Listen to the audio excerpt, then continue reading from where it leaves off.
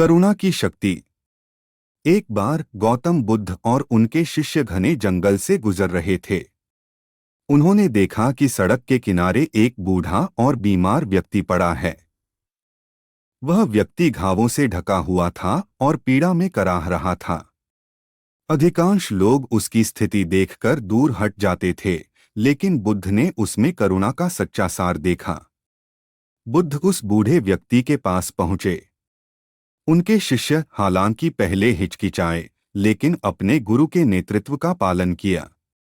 बुद्ध ने बूढ़े व्यक्ति के पास जाकर उसकी स्थिति के बारे में पूछा। बूढ़े व्यक्ति ने दर्द और अकेलेपन को व्यक्त किया। बुद्ध की आंखों में दया भर आई और उन्होंने अपने शिष्यों की ओर देखा।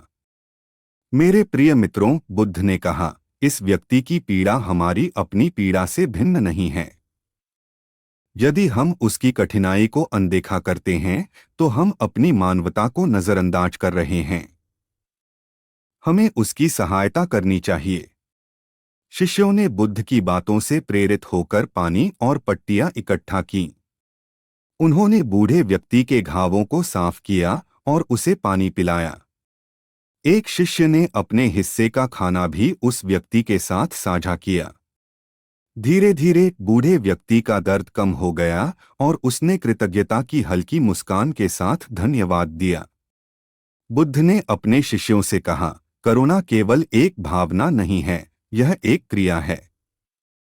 जो जरूरतमंद हैं, उनकी मदद करके हम अपनी आत्माओं को भी संवारते हैं और एक दयालु और प्रेमपूर्ण दुनिया को बढ़ावा देते हैं। याद रखें, आत्मज्ञान का मार्ग करुणा से भरा हुआ है। शिष्य गहराई से प्रभावित हुए और अपने दैनिक जीवन में करुणा का अभ्यास करने का संकल्प लिया। उन्होंने महसूस किया कि हर छोटा सा दयालु कार्य बड़े लाभ का होता है।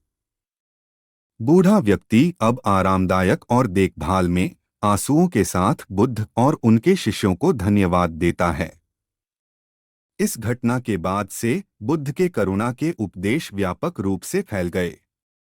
उनके शिष्य अब दयालुता के प्रबल समर्थक, अपने अनुभवों को दूसरों के साथ साझा करने लगे। उन्होंने अनेकों लोगों को अपने जीवन में करुणा का अभ्यास करने के लिए प्रेरित किया। एक अजनबी की मदद करने की इस साधारण क्रिया ने प्रेम और सहानुभूति की लौ को प्रज्वलित कर दिया, जो हर सुनने वाले के दिल में चमकती रही। इस प्रकार करुणा का सबक बुद्ध के उपदेशों में एक आधारशिला बन गया। उन्होंने सिखाया कि सच्चा आत्मज्ञान केवल दूसरों की देखभाल करके ही प्राप्त किया जा सकता है, क्योंकि अंत में सभी प्राणी एक दूसरे से जुड़े हुए हैं। करुणा का अभ्यास करके हम न केवल दूसरों की पीड़ा को कम करते हैं, बल्कि अपनी आत्मा की भी वृद्धि करते हैं, जो हमें आत्मज्ञान के करीब लाती है।